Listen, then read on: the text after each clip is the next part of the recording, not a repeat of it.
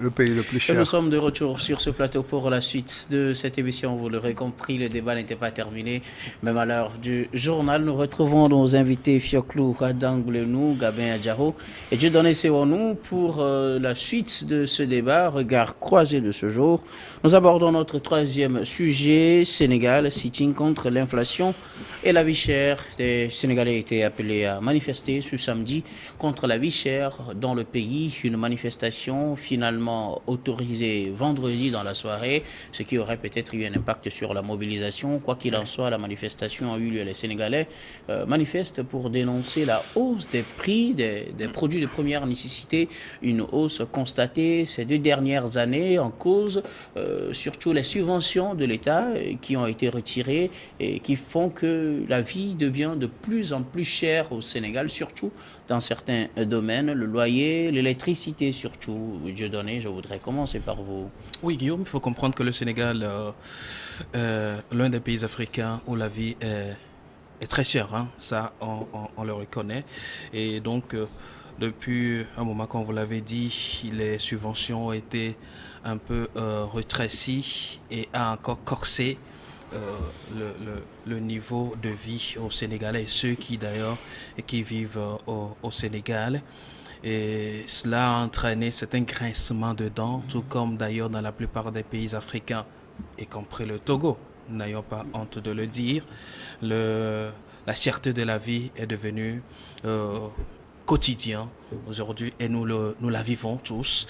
Et donc, oui, le Sénégal aujourd'hui a permis, a autorisé cette manifestation eu égard aux antécédents, aux crises enveilleuses dans ce pays avec Ousmane Sonko et ses appels à mobilisation. Cette fois-ci, l'État a accordé cette marge à la population à pouvoir manifester et dire qu'on a faim ou alors les choses deviennent de plus en plus difficiles et il y a lieu de réfléchir autrement et de réorganiser les choses. Je pense que lorsqu'on parle de la cherté de la vie, ce n'est pas une question politique, c'est une question sociale.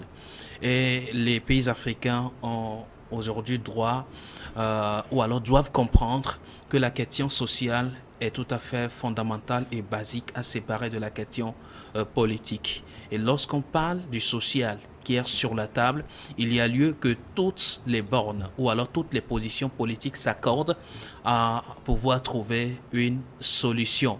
Oui, la manifestation a lieu, nous n'avons pas eu à déchiffrer des morts ni des casses comme d'habitude.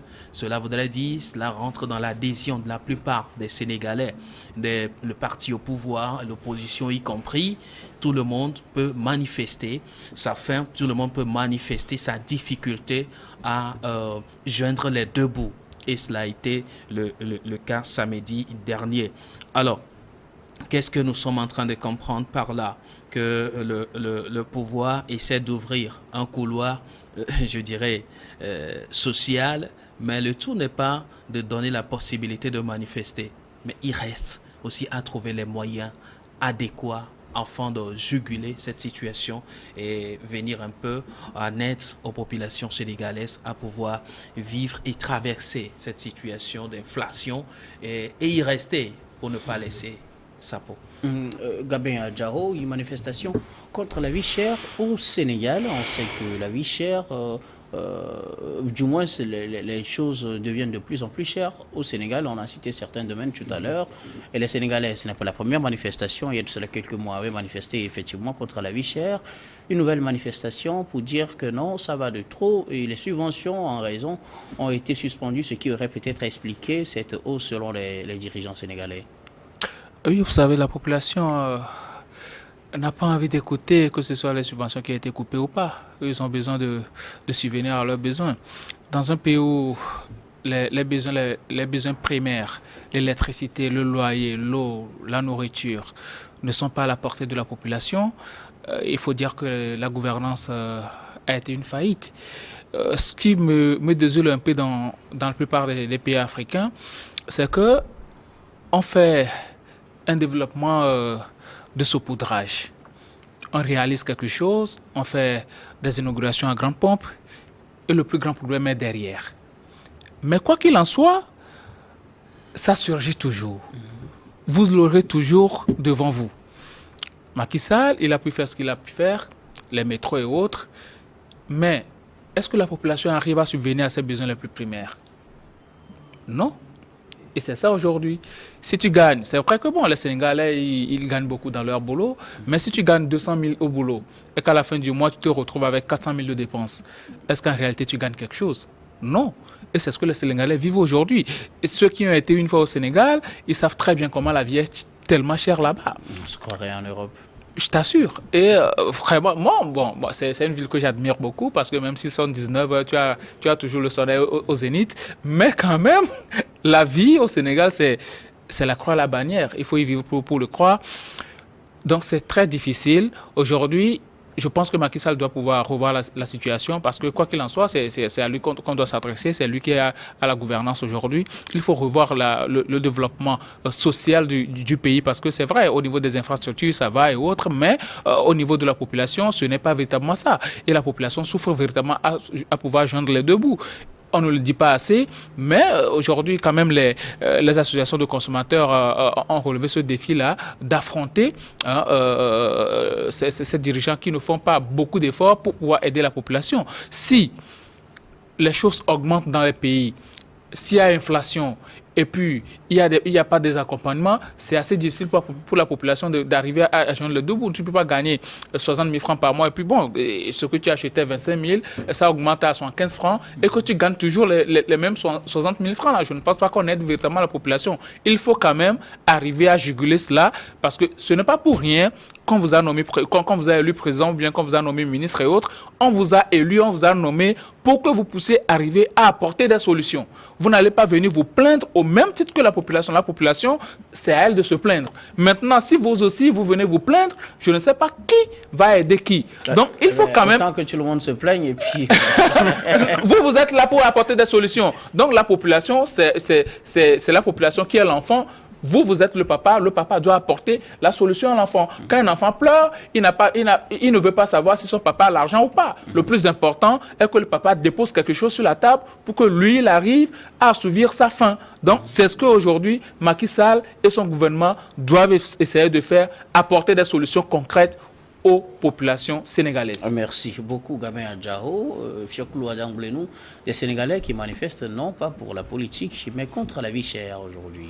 Oui, et comme ces derniers temps, il a dit que le Sénégal est le pays cher de l'Afrique, et suivi avec 46, quelques, et la Côte d'Ivoire 42 et quelques %. Oui, sur le classement. Il est vrai que le Sénégal, depuis les indépendances, a fait des efforts considérables en subventionnant beaucoup de secteurs. Mais ces dernières années, nous constatons que la crise de Covid-19 et autres là, a entraîné des méfaits et a causé des dégâts considérables, ce qui fait que presque les pays africains tels que le Nigeria et autres se sont défaits de certaines subventions accordées au profit des populations. Si les organisations des associations de consommateurs ont sonné la sonnette d'alarme avec le sit-in, c'est pour pouvoir toucher les gouvernants, pour leur demander indirectement de prendre les mesures idoines pour trouver des solutions à cette infraction. Parce que, comme l'a dit Gabin, le Sénégal est un beau pays, mais quand la population ne vit pas bien, la beauté du pays n'est plus à démontrer. Parce qu'il faut toujours consommer, produire et consommer. Donc moi je pense que c'est une bonne démarche au niveau des associations des consommateurs et que le gouvernement a pris acte.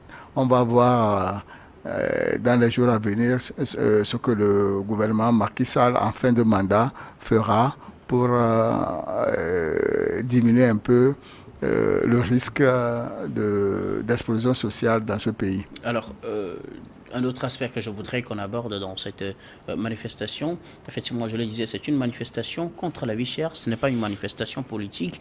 La manifestation a finalement été autorisée la veille, quelques heures avant le démarrage, ça y est, avant le samedi, mais peut-être que c'est une raison, parce que l'affluence n'a pas été celle qu'on a remarquée pour des aspects politiques. On sait que ça aurait été un appel lancé par Yehui Askanoui, ou par le PASTEF, ou par un certain Ousmane Sonko, même si elle est interdite. La manifestation aurait drainé des foules, et même si l'appel a été lancé tard la nuit, et qu'on dit demain matin à 5 heures on se retrouve, pratiquement tout le Sénégal est dans la rue, mais là on manifeste contre la vie chère, ce qui est une réalité. Et puis, pour moi personnellement, je n'ai pas vu cette affluence-là aussi, Gabin.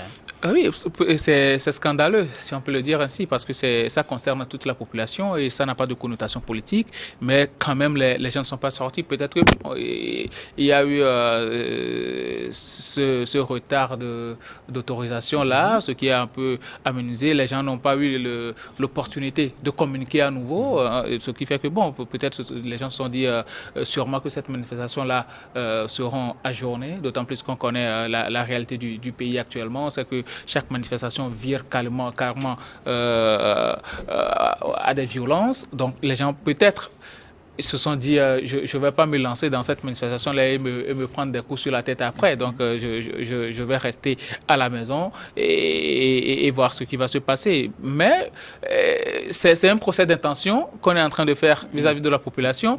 Ou bien ils se disent de toutes les façons, Macky Sall est déjà en fin de mandat, on attend qu'il parte et puis bon, on va peut-être peut-être que la situation va s'arranger avec celui qui va venir. Ou bien on accorde beaucoup plus, on accorde même plus d'importance à l'existence de Macky Sall. On ne le voit plus pratiquement comme président de la République au point de lui réclamer quoi que ce soit. Il y a certaines populations qui réagissent de la sorte. Qu'elles ne te considèrent plus, se disent toi tu es incapable de nous apporter des solutions ou bien tu ne sers plus à nos intérêts, donc plus besoin de te demander quoi que ce soit. Ou même, comment on dit, la crédibilité des associations de consommateurs là. Parce qu'à un certain moment donné, il y a des associations qui ne réagissent pas quand il le faut et ils attendent à ce que la population crie et puis c'est là qu'ils réagissent en faisant quelque chose. Alors qu'ils n'ont pas une certaine crédibilité dans le pays, ou bien même certains sont politisés lors des manifestations peut-être d'Ousmane Sonko.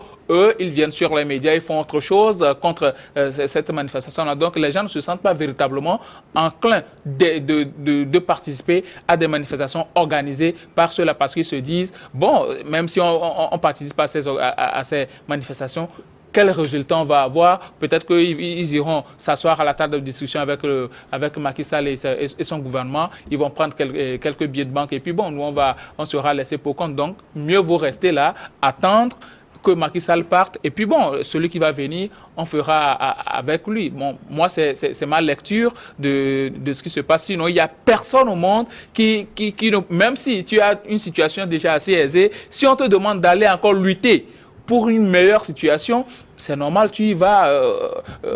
Tu y vas. Il y a une situation actuellement au Togo, tellement de situations, mais il y a des associations de consommateurs qui ne se prononcent pas. Il y a Move qui refuse carrément qu'on fasse des transactions monétaires. Mais il n'y a pas d'association, mais la TCN est là, ils ne disent absolument rien. La Ligue togolaise des consommateurs est là, elle ne dit absolument rien.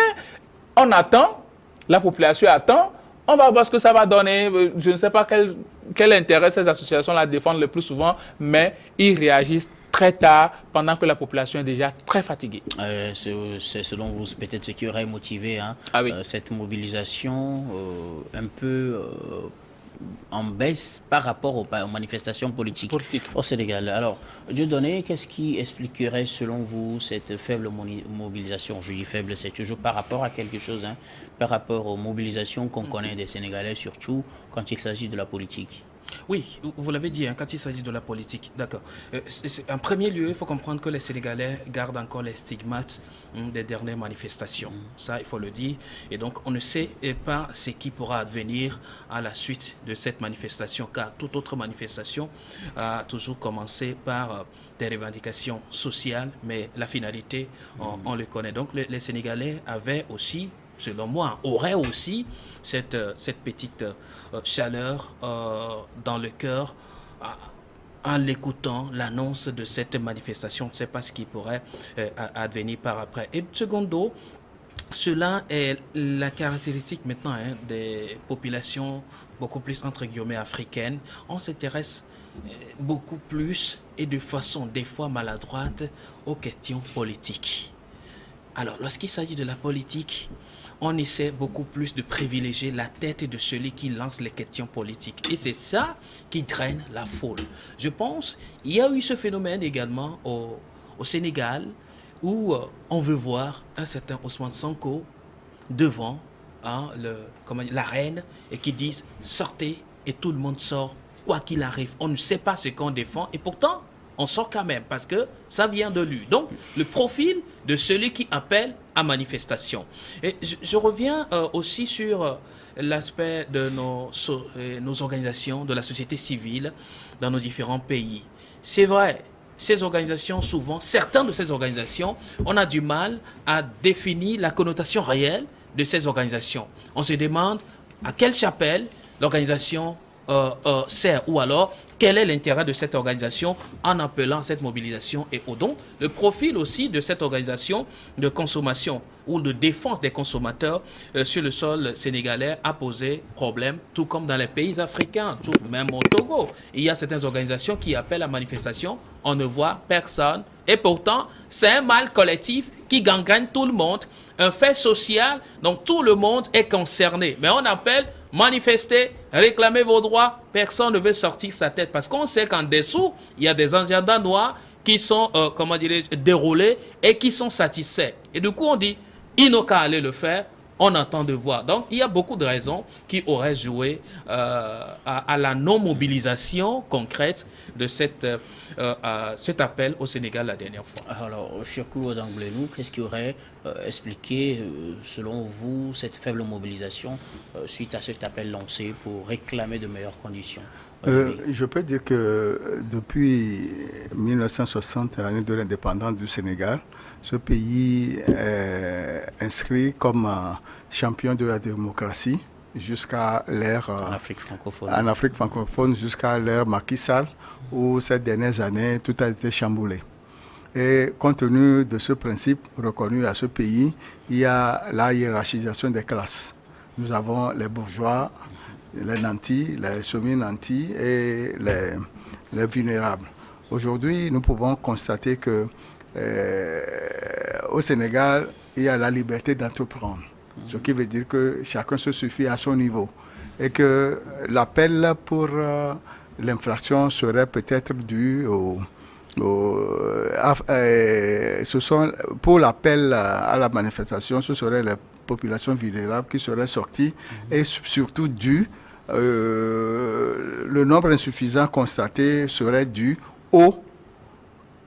à la dernière à l'autorisation obtenue à la dernière minute. Ce qui veut dire que les responsables des associations n'ont pas eu le temps nécessaire pour informer leur base. C'est ce que moi je pense. Okay, merci beaucoup à vous. Nous allons marquer une nouvelle pause, puis on vous retrouve tout de suite pour la dernière partie de cette émission.